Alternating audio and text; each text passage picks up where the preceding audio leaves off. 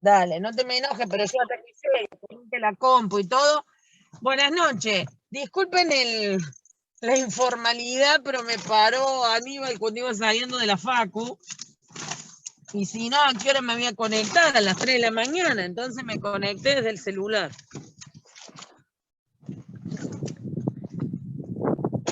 Bueno, estábamos empezando a ver inflación. Habíamos visto que la inflación es un problema económico muy importante, ¿sí? Que lo que provoca es pérdida del poder adquisitivo de la moneda, perjudica más a los asalariados, ¿sí? Que a los no asalariados, porque en el ejemplo que les daba recién de la anónima, en mi caso, yo como dueño de la anónima puedo trasladar ese aumento de salario que les di al precio de los productos que vendo, con lo cual yo recupero, digamos, el aumento que les di. Pero el asalariado no puede recuperar el poder de compra que pierde con el aumento de los precios. Conceptualmente, la inflación es el aumento sostenido y generalizado de los precios de todos los productos que integran la economía. Bueno,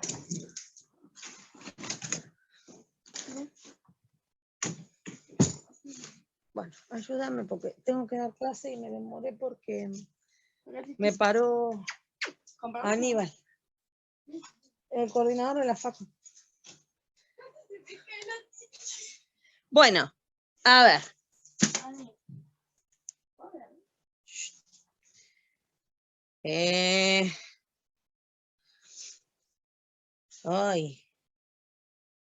Bueno, les voy dando la noticia de que va a cambiar el programa de ustedes, les cuento. ¿Este año o el año que viene, profe? El año que viene, pero se los cuento para que sepan. Por eso me paró Aníbal, obviamente. Para el que rinde final, que se vaya preparando. Sí, igual al que rinda final le voy a tomar con el programa de ahora.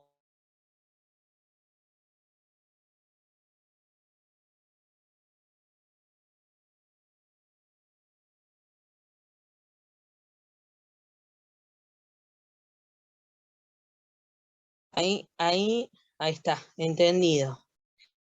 Bien, ahí está la definición que les estaba diciendo, ¿sí? ¿Por qué es un fenómeno económico? Porque dijimos que es un problema económico que implica que aumenta, o sea, elevación y aumento es lo mismo del nivel general de precios, que se traduce en la pérdida del poder adquisitivo de la moneda. ¿Por qué hablamos de una redistribución del ingreso en los sectores de la comunidad? Porque, ¿qué les decía yo? Que les pueden otorgar un aumento de sueldo, pero ¿qué pasa? Ese aumento de sueldo se va a trasladar en un aumento de precios de la empresa que les otorgó el aumento de sueldo. Y así sucesivamente. ¿Ustedes creen que el Estado no les va a aumentar los impuestos si les da un aumento de sueldo a los empleados del Estado? Sí, todo aumenta, profe. Obvio que sí. Bueno. La elevación de los precios no afecta de la misma manera en los diferentes sectores sociales, era lo que les explicaba, afecta más al asalariado, ¿sí? Por eso decimos que a modo genérico afecta más al que menos tiene. Son características importantes de la inflación el hecho de que persista en el tiempo, o sea, si hay un aumento de precio hoy, pero mañana volvió a su valor original, no es inflación. Ahora, si valía 10 pesos, mañana vale 12, pasado vale 13,50, dentro de la semana que viene vale 20 pesos y así sucesivamente, sí. Ahora, si ayer valía 12 pesos, hoy vale 14 y mañana vale 11,25, no. ¿Está? Sí, profe. Se entiende por persistencia en el tiempo que el aumento de los precios no debe ser dado por un cambio único, o sea, no es por única vez, sino que es recurrente. Y por lo general, por generalidad, es porque afecta a todos los bienes de la economía, no a un bien determinado, ¿sí? Y no solamente afecta al mercado de bienes, también puede afectar al mercado de factores de producción o al mercado de servicios, ¿sí? Cambiamos, Gabuchi, si querés.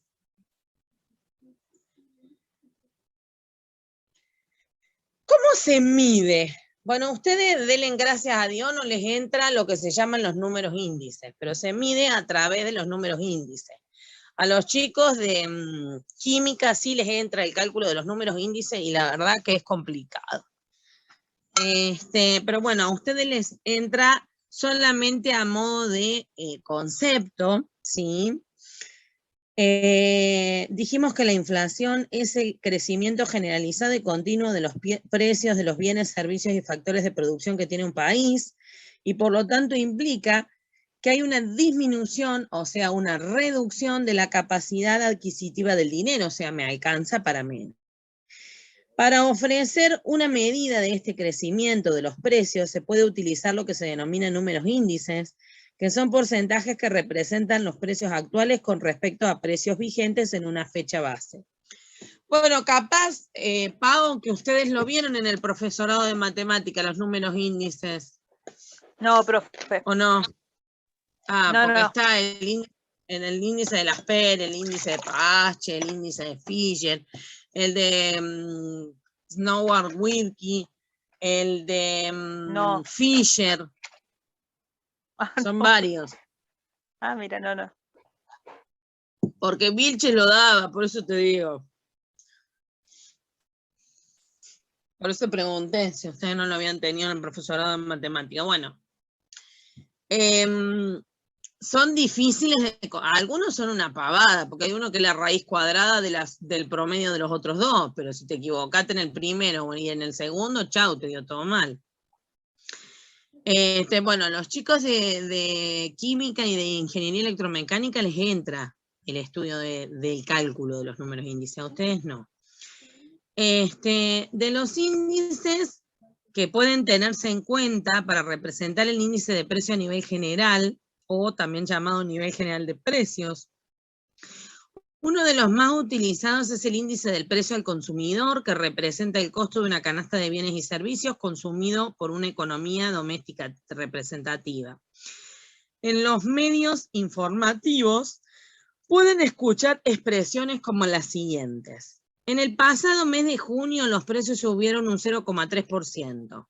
En lo que va del año, los precios subieron un 2,5%. La tasa anual de inflación ascendió en junio al 6,5%.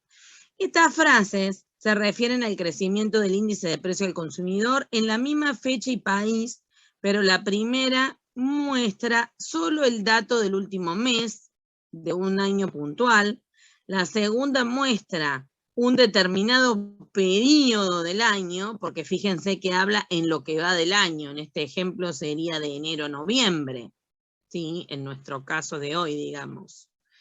En junio estamos hablando circunscriptamente al mes de junio, y la tasa anual de inflación lo que está haciendo es comparar de junio a junio, porque habla de la tasa anual de inflación a junio de este año, que sería del 6,5%. O sea que ahí estaría mostrando el año en forma global, ¿sí? Sí, profe. Cambiamos, Gabuch. Bueno, existen varias causas de inflación, ¿sí? Si bien dijimos que implica el crecimiento sostenido y generalizado de los precios de los productos y factores de producción que hay en una economía, el aumento de esos precios empuja a que aumenten los demás, con lo cual se produce un círculo vicioso que no sabemos qué es primero, si el huevo o la gallina, y esto provoca dificultades a la hora de determinar cuál fue el origen de todo este lío, ¿sí? O sea, de la inflación. Así aparecen una serie de teorías que tratan de explicar cuál es el origen de los distintos tipos de inflación. Arrancamos por la inflación por demanda, que establece que el origen de la inflación se debe a un exceso de demanda y aparece cuando aumenta la demanda general y la oferta del sector productivo no es capaz de hacer frente a esa demanda, por lo tanto suben los precios. Por ejemplo, cuando se pone de moda una determinada marca de ropa y los precios suelen terminar subiendo.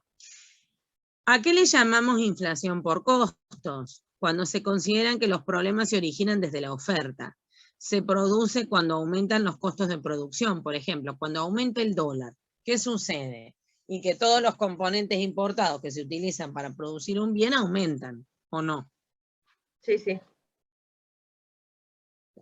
Eso se va a traducir en un aumento en el precio de ese bien.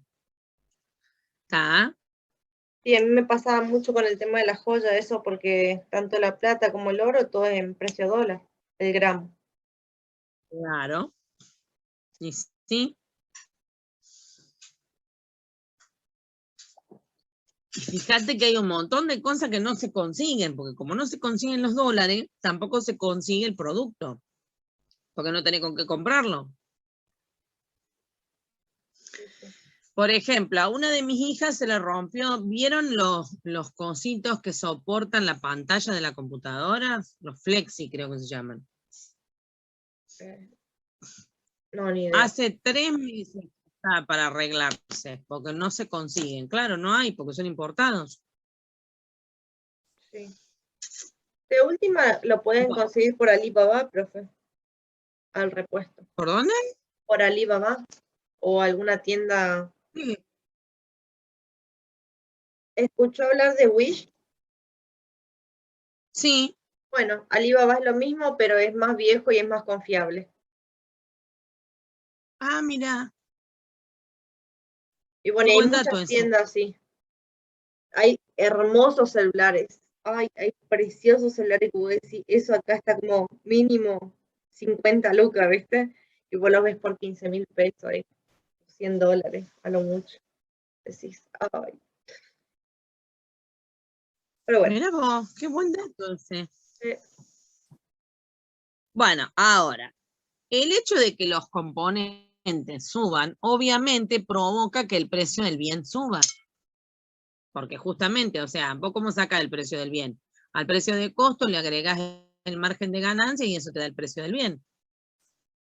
sí, Entonces, si el costo aumenta, obviamente el precio de venta también va a aumentar. ¿Sí? sí, sí. Bueno, a eso se le llama inflación por costo. Cuando se traslada o a la materia prima ese aumento, o a la mano de obra, o a los impuestos que graban ese precio, que sería el IVA, por ejemplo, ¿sí? Lo cual va a provocar que los productores terminen subiendo el precio final de ese bien o servicio. ¿Cambiamos, Gabuchi? Sí, profe. Bueno, también existe lo que se llama la inflación autoconstruida, que es muy propia de lo que son las economías americanas o sobre todo de Latinoamérica. Y es cuando yo tengo miedo o tengo la expectativa de que los precios cambien, entonces por las dudas los aumento.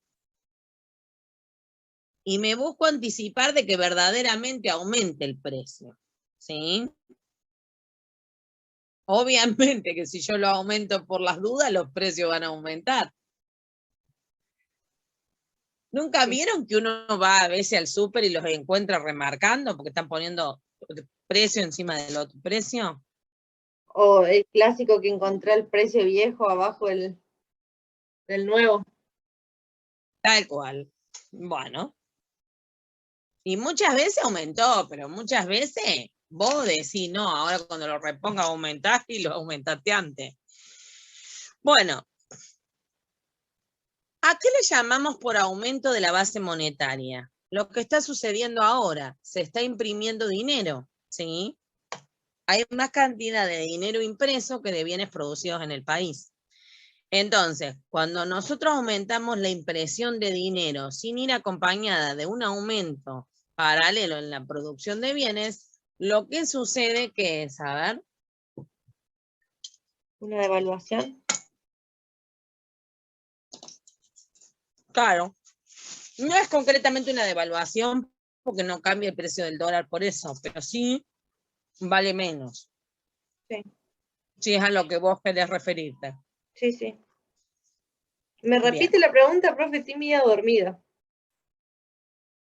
Yo les decía que cuando aumenta la base monetaria, sin ir acompañada de la correspondiente, o sea, quiere decir que el Banco Central imprimió más cantidad de dinero, De lo pero que no tiene. aumentó la producción de bienes.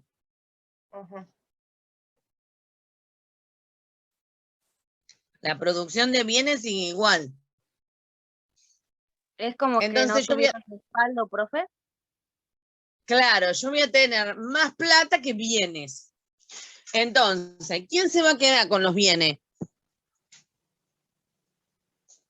Todo el mundo tiene plata, pero no hay suficiente cantidad de bienes para esa plata. Ah, ahí va a comentar. ¿Quién se va a quedar entonces con los bienes? El que más pague, ¿o no? Por eso van a aumentar los precios. Porque hay mucha demanda. Tal cual, por eso se llama, claro, van a aumentar los precios, pero por eso se llama por aumento de la base monetaria. Lo que provocó que aumenten los precios, ¿qué es? Que aumente la cantidad de dinero impreso. Sí. Por la cantidad de oferta de dinero sería, profe. Claro, en este caso sería la base, porque la oferta es el multiplicador por la base. ¿Te acordás Claro. que la oferta es la que crean los bancos? Sí, sí. La base es lo que imprime el Banco Central. Bueno. Entonces, por el aumento de la base monetaria, aumenta la base monetaria, porque hay más cantidad de dinero en la economía impresa. Esto provoca que aumente la demanda de productos más rápido que el suministro de los bienes, era lo que les decía yo, no hay suficiente oferta. La oferta la van a encontrar con la letra S o con la letra D.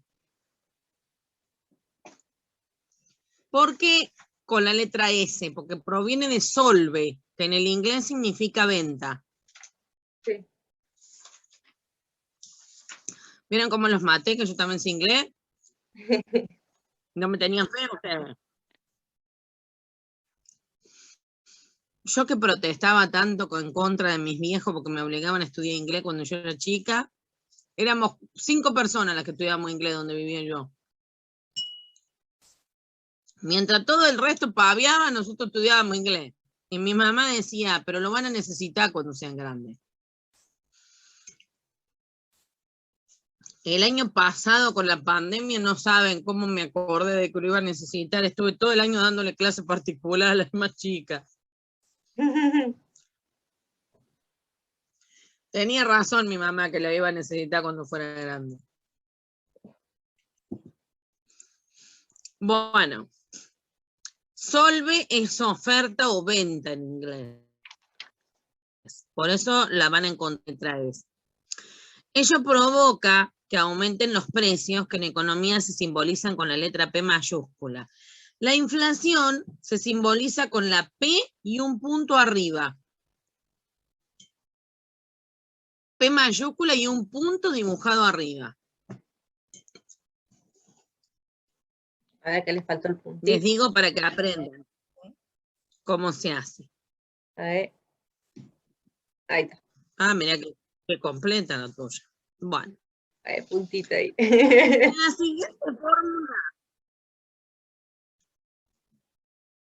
Eso no le den bolilla porque ustedes no lo ven. En donde dice la siguiente fórmula, ignórenlo.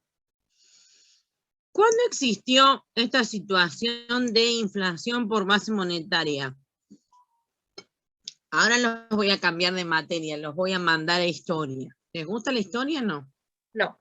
Sí, profe. No. No, Qué profe. mala onda. ¿Se acuerdan cuando Colón descubrió América? Que lo estudiamos cuando éramos chicos. Que es una manera de decir que descubrió Sí. América, porque América estaba, el que no sabía que estaba América ahí era Colón, pero bueno.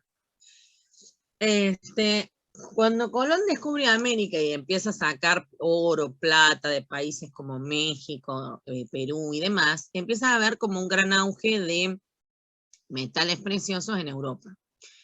Esto provoca, muchos dirían, riquezas a Europa. Le provocó que al aumentar tanto la riqueza en España, aumentasen los precios de los bienes. Y sí, porque había más ¿Por qué? plata en el mercado. Entonces se podía cobrar más. Claro, había más plata en el mercado. Entonces, ahí es donde tiene su origen este tipo de inflación de base monetaria.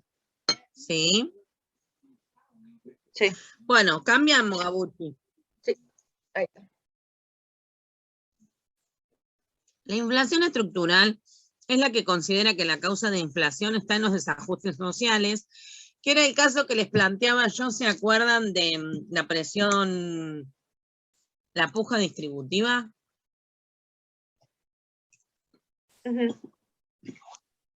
Es el crecimiento de los que están motivados por la elevación desigual de la demanda o por los costos de producción en un determinado sector clave, aunque la demanda siga en equilibrio respecto de la oferta total, considerando la economía como un todo.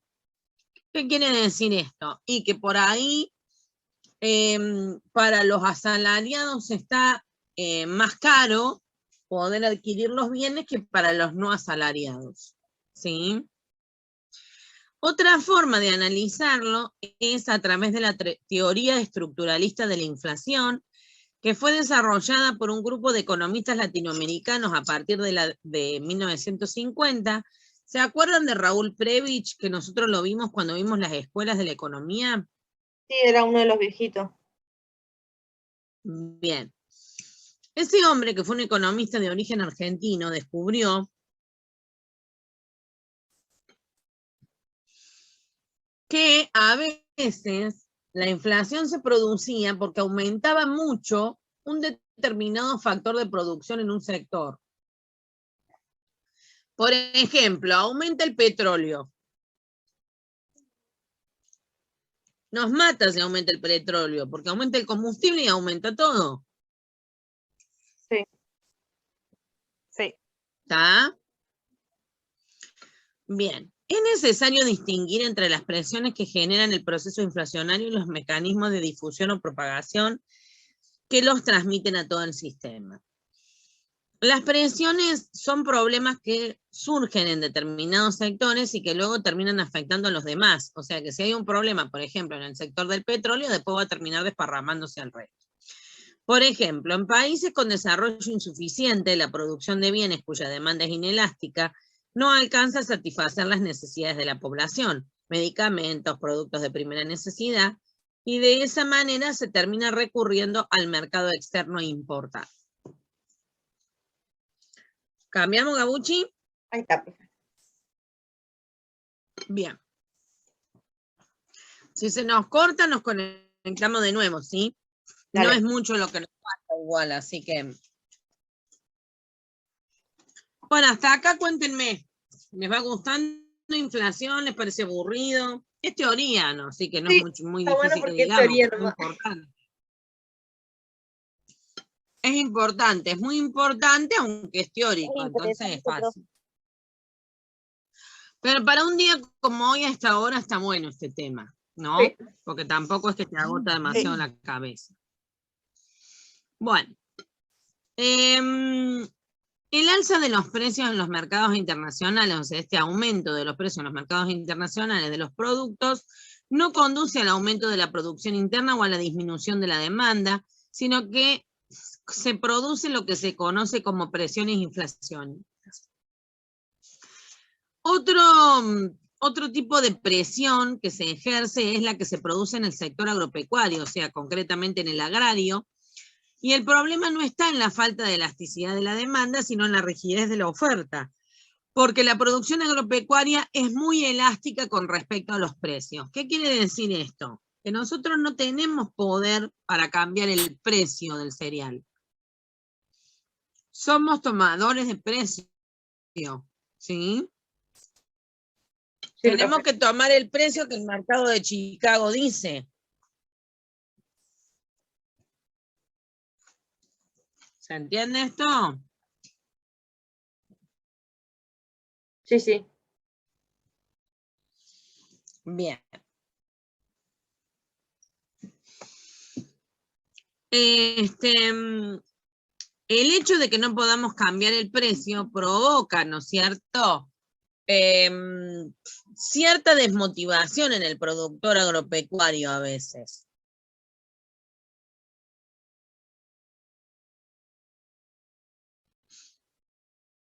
Bueno. El crecimiento de la población urbana en Latinoamérica y en consecuente aumento de la demanda de productos alimenticios y agrícolas no se traducen en aumento de la producción, sino en un aumento de precios. Los mecanismos de difusión o los medios de difusión son todos aquellos elementos que manifiestan la presencia del proceso inflacionario, como ser los medios fiscales o los reajustes de precios, que en definitiva muestran la lucha de clases en las que los propietarios o asalariados tratan de conseguir un mayor porcentaje en la distribución de la renta, que es lo que les explicaba yo hoy. ¿Se acuerdan de la anónima? Y la anónima les daba el aumento en el precio, pero después lo trasladaba. ¿Se acuerdan de eso? Sí, profe. Sí, profe. Los mecanismos de difusión entonces serían esos, ¿no? Para los economistas estructurales la inflación no es un fenómeno monetario, o sea, no proviene del dinero, sino del resultado de desequilibrios reales que se manifiestan en un aumento generalizado de los precios. Existe también lo que se llama la inflación cíclica, que es la que resulta de aumentos súbitos y periódicos en el nivel general de precios, súbitos porque se produce de golpe, ¿no? Sí. La inflación progresiva, que es el incremento gradual y progresivo del nivel general de precios, o sea, va subiendo de a poco. Normalmente se considera que la inflación es progresiva a partir de una determinada tasa. Después tenemos la inflación galopante, que es el alza de precios rápida y sin límites. Hoy estamos en ese tipo de inflación. El crecimiento rápido de la inflación, si no se controla y se minimiza, puede desembocar en una crisis económica.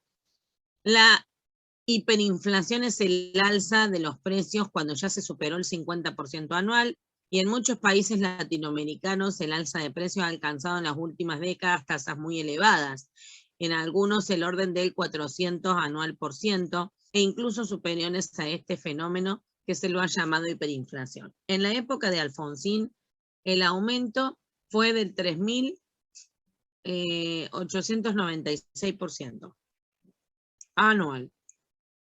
Mierda. Imagínense. Sabía que fue mucho, pero no tanto. Bueno, vos ibas en un día, tenías 3 o 4 precios distintos en el súper. Aquí hay una situación diferente a la inflación normal, que requiere situaciones diferentes. En una situación hiperinflacionaria, la gente no quiere tener dinero en efectivo, por la rapidez con la que disminuye su valor. Motivo por el cual tuvieron que eliminar el austral, que era de la moneda en ese momento, y reemplazarla por el peso. La hiperinflación ha provocado no solo problemas económicos, sino también desórdenes sociales, generando situaciones violentas que terminaron en nuestro país, incluso con saqueos. Bueno, ¿qué es el crecimiento y el PBI? El crecimiento es cuando el Producto Bruto Interno aumenta, ¿sí? ¿A qué se puede deber que varíe? Y porque puede haber cambios en los recursos de la economía. ¿Está bien? Sí, por ejemplo, ahora con el COVID tenemos menos mano de obra, pero más trabajo para las personas. Menos desempleados. Igual dicen que Río Grande está controlado. ¿Escucharon algo? No sé si será por las elecciones o será cierto, pero dicen que está controlado acá. Y pasa que ahora si te agarra COVID, vos ya no sabés si te agarra, porque como te agarra tan leve, después de la vacuna, no a todos, pero la mayoría la agarra leve, ya está. Bueno, en mi caso, por ejemplo, a mí el COVID cuando me agarró solo dolor de cabeza. Y mi marido sí perdió el olfato y él tuvo contacto directo. Entonces, pero si yo no sabía que él tenía, para mí iba a ser normal porque yo siempre he sufrido dolor de cabeza. Entonces, obviamente no salimos ni nada, pero a mí solo me agarró dolor de cabeza. Ni perdí el olfato, ni fiebre, ni nada. Solo dolor de cabeza. Todo. O sea, no podía ni apoyar la cabeza en la almohada. Bueno, yo por ejemplo no tuve COVID todavía.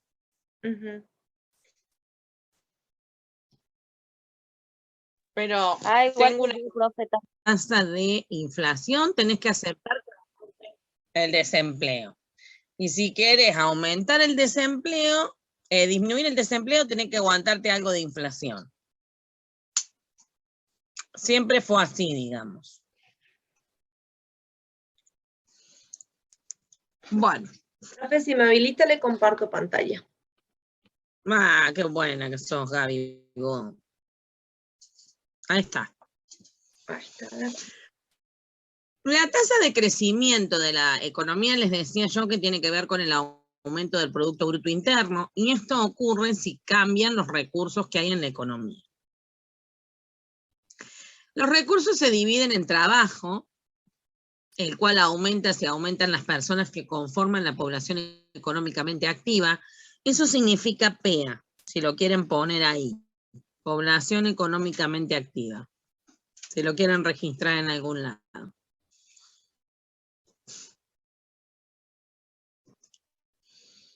El capital aumenta a medida que pasa el tiempo porque al ir acumulando ganancias vamos comprando cada vez más bienes de capital. Estas dos son las explicaciones de un aumento en el Producto Bruto Interno. La segunda explicación es porque puede aumentar la eficiencia de los factores de producción, o sea, cómo lo uso y por lógica la productividad que tiene. ¿Sí? Ahí Sí, cambiamos, Gabucci, si querés. Bueno, el ciclo económico y la brecha de producción, la inflación, el desempleo y el crecimiento se relacionan a través del ciclo económico y se lo define así al patrón más o menos regular de expansión, recuperación, contracción, recesión que tiene la actividad económica en torno a la senda de crecimiento tendencial. que de esto habíamos hecho el primer ejercicio, ¿no? ¿Bien? No lo cambies todavía, vamos a ir explicando algunas cositas. Yo me cambié de diapositiva porque tengo abierto en mi compu la diapositiva, pero yo voy a ir explicando y ustedes van a ir viendo en el gráfico, porque la explicación está en esta diapositiva. En la 11 está la parte gráfica y en la 12 la explicación. ¿A qué le llamamos senda de crecimiento tendencial? ¿Cómo tendría, en situación hipotética, que ir aumentando el Producto Bruto Interno si los factores se utilizan plenamente? ¿Qué quiere decir esto? Que si yo de una tela puedo sacar 10 vestidos y sacar a 10 vestidos, ¿cómo tendría que ser la función? Pero puede ocurrir que de una tela de la que puedo sacar 10 vestidos, porque corté mal uno, me queden 9. ¿Se entiende? Uh-huh. Bien. Aumento de los factores de producción es uno de los motivos por los cuales el PBI puede fluctuar, o sea que sean más caros, o que los factores de producción no se estén utilizando a pleno. O sea, el ejemplo que les daba recién, podría haber sacado 8 vestidos y saqué 7 porque corté mal. En la cima cíclica, fíjense la cima, que es donde dice cima o auge. Ahí donde pintó de amarillo Gaby, la actividad económica es máxima. Pero en el fondo cíclico, que es donde baja el rulo, que sería como una parábola decreciente, que es donde está la depresión o fondo, se llega al fondo cíclico, que es cuando se logra el mínimo de actividad económica. La etapa de recuperación o de expansión es la que me permite, obviamente, aumentar el empleo de los factores de producción, ya sea porque aumentó la producción o porque aumento la cantidad de horas extra que hago, o porque aumento el uso de las maquinarias o la cantidad de turnos, ¿sí? Y esto me va a permitir salir del fondo o depresión e acercarme a la cima o auge. Pero también puede ocurrir que luego de haber llegado a la cima o auge, por algún motivo se ingrese en una recesión, que sería la bajada que corresponde a la parábola que tiene pendiente negativa, en la cual disminuye el empleo. Obviamente si disminuye el empleo hay más desempleo, se produce menos, y ahí pueden observar que queda determinada una línea ondulada, ¿sí? En el gráfico que está en la pantalla, y que muestra desviaciones del producto real, o sea, lo que realmente se obtuvo es diferente a la tendencia o a lo que se debería obtener. A la diferencia entre lo real y lo que se obtuvo se lo conoce con el nombre de brecha de producción y se calcula como la producción efectiva menos la producción potencial. La brecha disminuye la producción efectiva cuando hay una recesión, aumentan los recursos desempleados. Mientras que cuando tenemos expansiones, aumenta la producción efectiva o real, por lo tanto la brecha disminuiría. ¿Por qué vimos ciclo económico si habíamos estado viendo inflación? Porque los aumentos de inflación, eso sí está en la última diapositiva, Gaby. Ajá. Los aumentos de inflación tienen relación directa o positiva con la brecha de producción. ¿Qué quiere decir esto? Que si aumenta la inflación, aumenta la brecha de producción. Cuando aumenta la demanda agregada se genera inflación a menos que aumente el desempleo. Y ahí está la relación que yo les decía que había entre inflación y desempleo. Si hay periodos prolongados de demanda agregada baja, tiende a disminuir la tasa de inflación. La inflación y el desempleo son motivos de preocupación macroeconómica, o sea, son problemas macroeconómicos importantes. El costo de la inflación suele ser menos evidente que el desempleo. Sin embargo, tratar de aumentar el desempleo implica disminuir la inflación, tratar de aumentar, si aumentas el desempleo, disminuye la inflación. Y si disminuís el desempleo, la inflación aumenta. Y la curva que permite relacionar eso es la curva de Fisher. ¿Sí? Bueno. Sí, sí. Esperen que voy a salir. Vamos a cerrar este, Gabucci, y vamos a abrir el que dice... Sigue, ¿eh? El que dice inflación continuación, pero no es mucho lo que tengo que explicar de ahí, así que les prometo que no me voy a extender de más. Pero este sigue, profe. Inflación y ciclo económico. Ya lo expliqué a eso. ¿Ah, sí? Uy. Sí, está cuando repetido entonces. el rulo, ¿te acordás? Sí. Sí. Mira. Porque viste que te dije que vos lo dejaras ahí y que yo iba explicando la diapositiva que sigue, porque así lo podían ir viendo mientras lo explicaba. Ah, bien, bien, bien. Bueno, ahora sí, vas a ver que dice uno inflación 11 de noviembre, que ya estamos en el día de hoy. Vamos a ver las consecuencias de la inflación como para cerrar esta parte, ¿no? Ahí ya lo comparto.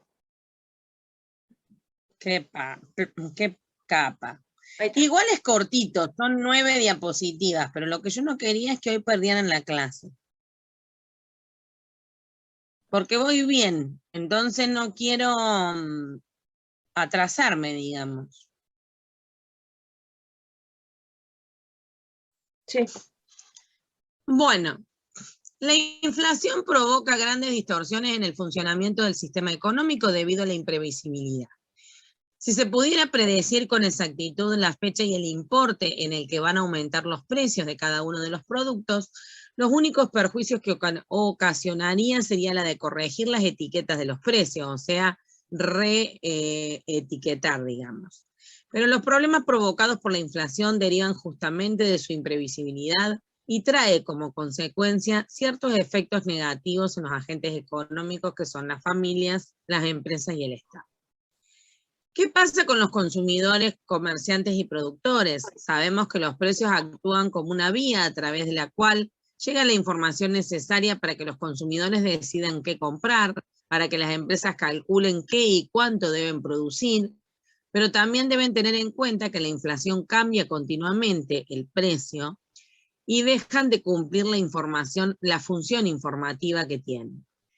Esto trae aparejado como consecuencia que un consumidor no pueda o no sea capaz de saber si un supermercado tiene los precios más bajos que otro, o que el dueño de un supermercado o de un comercio pierde el estímulo para mantener los precios bajos, porque sería difícil si en realidad tiene el precio bajo o va a terminar perdiendo la plata que puso, ¿sí? Porque a veces tiene la duda de si cubre los costos que que tuvo. Desalienta la inversión y frena el crecimiento porque el aumento en la tasa de interés provoca dificultades para el empresario adicionales a la hora de estimar lo que ganó, dado que no hay seguridad en los precios futuros de los factores, de los productos intermedios y de los productos finales, porque yo puedo haber vendido a 10 pesos y haber comprado a 3 y decir gané 7, pero a la hora de reponer lo que vendí, capaz que me costó 25, o sea que no gané nada, ¿sí? Por lo tanto, en periodos de fuerte inflación, las inversiones más seguras y más rentables suelen ser las de carácter especulativo, como atesorar moneda extranjera, mediante la que se enriquecen injustificadamente aquellos que especulan y los ahorristas en el extranjero. Este enriquecimiento no tiene justificación alguna, no es ético ni jurídico, porque no es el resultado del esfuerzo del riesgo, sino simplemente de un suceso que no tiene nada que ver y que es ajeno, pero que se produce en el sistema social.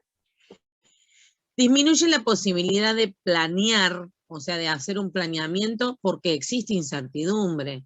La incertidumbre provoca cierta inseguridad económica que se traduce en la fuga de capitales al extranjero. Las empresas empiezan a llevarse la plata. Esta fuga se observa, por ejemplo, en la desnacionalización de empresas argentinas. Se van las empresas a otro lugar. En la venta de descubrimientos e inventos a empresas multinacionales, porque hay muchos profesionales argentinos y técnicos que se van a otro lugar buscando mejoras, ¿no es cierto? Y otros numerosos casos. Produce el desvío de los esfuerzos de las actividades de producción, los efectos de la inflación sobre la distribución de la renta, o sea, sobre cómo se va a distribuir ese dinero, consiste esencialmente en el desplazamiento de la riqueza de los acreedores hacia los deudores. El individuo que haya prestado dinero observará cuando lo recupere que lo que percibe tiene menos valor que lo que prestó. Los que decidieron ahorrar son castigados con la pérdida del valor de sus fondos. Por lo general, a aquellos que perciben renta fija, como los jubilados, las personas que tienen viviendas en alquiler, los pensionados o los contratos que no han sido ajustados, van a ver reducida la capacidad adquisitiva de sus ingresos, o sea, la plata les va a alcanzar para menos. Los que deben abonar esas rentas, obviamente el Estado y el gobierno van a ser beneficiosos, o sea, beneficiados. También afecta las cuentas fiscales, o sea, los impuestos que cobra el Estado, porque cuando los impuestos son proporcionales o progresivos, proporcionales sería que a todo el mundo los grava igual, progresivos cuando afectan más al que más gana. Las tasas impositivas gravarán rentas de un importe más bajo en términos reales. Así la inflación actúa como un impuesto encubierto. Si el Banco Central pone en circulación billetes que, pasado un año, ven reducido el valor en un 25%, los que hayan estado en posesión de esos billetes durante el año perdieron porque les fue recaudado en forma obligatoria la cuarta parte de sus fondos en efectivo. Deteriora el sector externo y la monetarización de la economía. El aumento del riesgo provoca un aumento en costo de dinero, porque los intereses o las tasas de interés que va a cobrar el país va a ser mucho más caro. O sea, conseguir dinero, lo prestado en Argentina, va a ser más caro. Por eso decimos que los tipos de interés a que se va a prestar el dinero deben incrementar la retribución habitual por dos conceptos. Porque es necesario cubrir la pérdida de dinero que hay, a la que se denomina depreciación del mismo, y por el riesgo de no poder saber con exactitud cuánto va a ser esa pérdida o esa depreciación.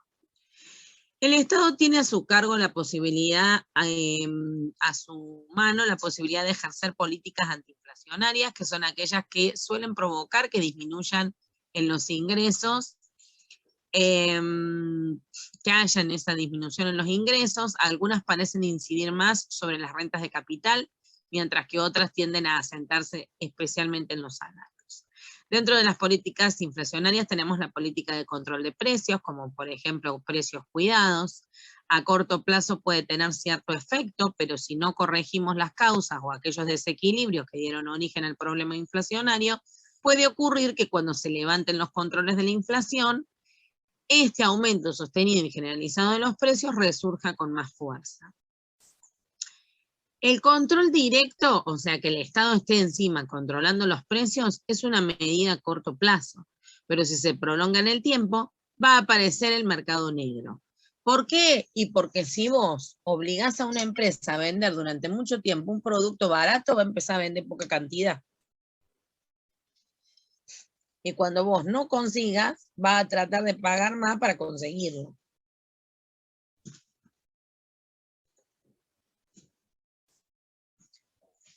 Y así surge el mercado negro. Bueno, esto va a provocar distorsiones en la producción. La política de control de rentas consiste en establecer límite al crecimiento de los sueldos, congelan los sueldos o los salarios y beneficios. Pero si bien los sueldos y los salarios son fáciles de controlar, porque los congelamos y listo, no se puede decir lo mismo de los beneficios, por lo que esta política puede y suele conducir a una pérdida importante de capacidad adquisitiva exclusivamente para los asalariados. Ahora, ojo, que una caída en los ingresos de los asalariados puede provocar una caída muy grande del consumo, porque el peso de los asalariados en el consumo es mucho mayor que el de los no asalariados. O sea, la gente que vive de un salario gasta mucho más en bienes de consumo que aquel que es no asalariado. Entonces, la caída del poder adquisitivo del asalariado puede repercutir en una caída importante del consumo. La política cambiaria consiste en permitir la libre importación de ciertos productos de forma que sean vendidos en el mercado nacional a un precio similar a los producidos en el país. Así, se estaría aumentando la competitividad interior, impidiendo el alza de precios, pero las consecuencias de estas políticas pueden desalentar la producción nacional, llevando al cierre de fábricas y aumentando el desempleo. Hoy, por ejemplo, no podríamos permitir la libre importación de productos porque demandaría gran cantidad de dólares y no hay dólares que se consigan en el mercado. O sea que hoy no sería viable esa política antiinflacionaria. Los efectos de la política fiscal y de la política monetaria. Esta política exige recortes en los gastos públicos y control de la oferta de dinero con altas tasas de interés. Sin embargo, la efectividad de estas políticas va a depender en gran medida de las previsiones que hagan los agentes económicos. ¿Qué quiere decir esto? Que conviene que tengamos en cuenta cómo van a actuar las expectativas. ¿Se acuerdan que yo les decía, bueno, si yo creo que como agente económico voy a tener una pérdida y soy empresa, me cubro aumentando el precio del bien por las dudas? Se le llama expectativa de los agentes económicos a las previsiones que hacen los agentes frente a determinadas variables económicas. Por ejemplo, las demandas salariales de los trabajadores y aumentos que los empresarios están dispuestos a conceder dependen de la expectativa que ambos tengan acerca de cómo se va a comportar la inflación en el próximo año. Sabemos que en un proceso inflacionario no todos los productos ni todos los factores van a aumentar su precio, ni en el mismo tiempo ni en la misma proporción. Que cuanto mayor sea la tasa de inflación, más amplio será el margen de error en las expectativas de los agentes económicos y por lo tanto mayor la sensación de inseguridad. Las expectativas adaptables, se suponía que había agentes que ponderaban las tasas de inflación de los últimos años para estimarla de las siguientes. ¿Qué quiere decir esto? Que calculaba, bueno, el año pasado tuve una inflación del 30%, este año considero que va a ser del 40%. ¿Sí? Este enfoque puede ser expresado mejor en forma matemática o incorporando modelos macroeconómicos en uso. Y el otro enfoque, que es el de las expectativas racionales, bueno, es un modelo que se basa en que la gente aprende de sus propios errores. Por lo general, los errores tienen cierto sesgo o margen de error, por lo cual los agentes económicos, familias, empresas y el Estado son capaces de corregirlo para predecir con más exactitud. Las predicciones pueden seguir siendo erróneas, o sea, podemos equivocarnos, pero ya esos errores van a ser no sistemáticos, sino aleatorios. El supuesto de la racionalidad de las expectativas se interpreta a veces de manera equivocada, como que pretendemos que las previsiones de los agentes sean siempre acertadas. es una interpretación equivocada si nosotros creemos o tenemos la expectativa de que los agentes racionales van a seguir cometiendo errores, pero esos errores pueden ser diferentes en cada ocasión. Bueno, eso sería básicamente lo que corresponde a inflación, el concepto, la naturaleza, la medición, ¿no es cierto? Las expectativas que pueden ser racionales,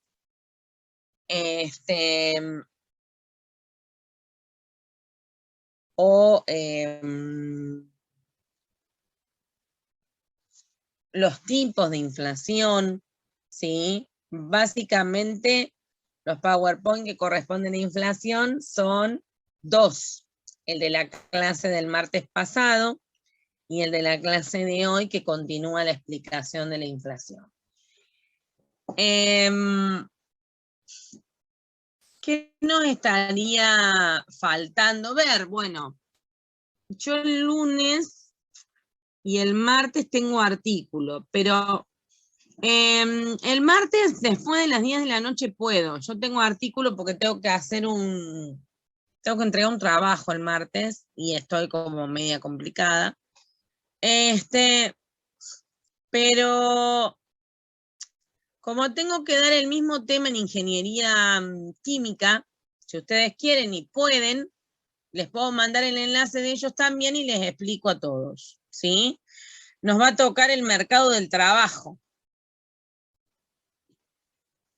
Si ustedes están de acuerdo, yo no tengo drama, les mando el enlace, entonces ya nos quedaría para el jueves que viene los efectos de la inflación y el desempleo, para el otro lunes el desempleo, los ciclos económicos y el comercio internacional, y para el otro martes comercio internacional, y terminamos.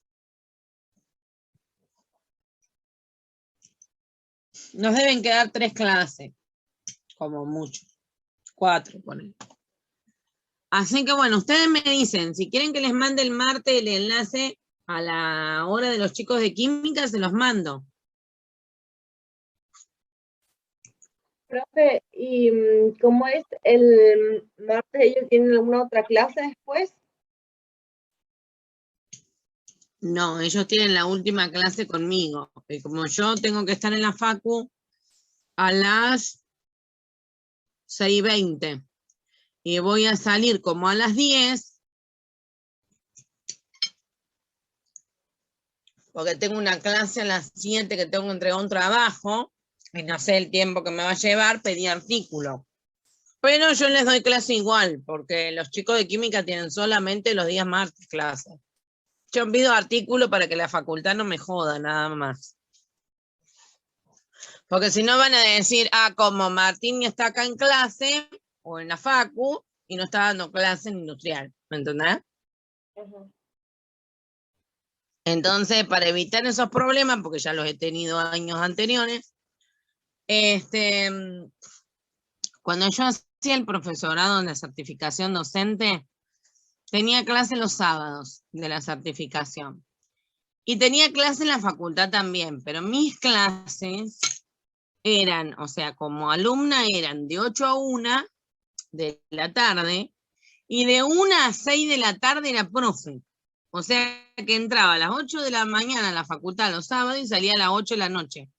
La mayor mía tenía 1 año. Me acuerdo que Pablo me la llevaba para que almorzara conmigo, porque si no yo no la veía en todo el sábado. No saben el problemón que me hizo la UTN hasta que el coordinador, que en ese entonces era Moreno, le dijo, no, bueno, pero ella da clase de 1 a 6 de la tarde, no le afecta en nada. Entonces, como yo ya sé con qué buen llegaron, ya me ha pasado, cuando tengo que estar en la facu por otra cosa, pido artículo y listo.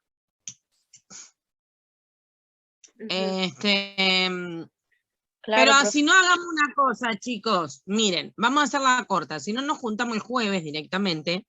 Y ahí vemos mercado del trabajo y efectos de inflación. Después tenemos el otro lunes desempleo, que sería el concepto de desempleo y los ejercicios.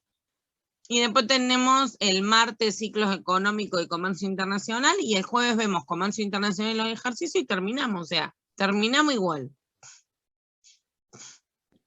Y si nos toca el parcial, porque no terminamos, después del parcial nos conectamos y vemos lo que nos falta, ¿sí? Pero ya no nos queda mucho. Igual la parte de ciclo económico, de mercado del trabajo, es fácil, así que tampoco se van a volver locos para el parcial, porque eso no es mucho lo que les puedo llegar a tomar. Después les voy a dar un modelito de parcial, si quieren. Profe, ¿qué le Sí, iba a por decir? favor. Si quiere Claro. el jueves que viene nos podemos conectar antes, porque nosotros ya no tenemos más administración los jueves, pues ya terminamos la pasada. Bueno. Entonces ahí Bueno, podemos, les mando... en lugar de hacerlo en 3 clases, en 2 clases adelantamos todo y ya terminamos lo que es el temario y nos Buenísimo. preparamos para el parcial. Listo, entonces nos organizamos para mandarle, bueno, yo después en la semana les consulto y les mando más temprano el enlace. Porque Dale. ya no nos queda mucho, vieron que es poco, Ujú. no está quedando mucho. Pero no nos está quedando mucho porque nos conectamos siempre. Si no estaríamos hasta las manos más IVA. Ujú. El programa de química es largo, de ingeniería industrial es largo, pero no nos queda mucho. En la parte de desempleo van a ver que es lindo. Es teoría lo que queda, en la parte de comercio exterior también es lindo. Profe, ¿y ahí nos va a decir que entra? Ahí les voy a decir que entra. Igual les voy a mandar un modelo de parcial como para que se orienten. Ah, dale, profe, Ah, mejor. bueno, profe, genial. Bueno, tranquilos, que ya falta menos. Entonces los veo Bueno, el entonces jueves, ¿sí? nos vemos el jueves. Dale, Sí, buenísimo. nos vemos el jueves.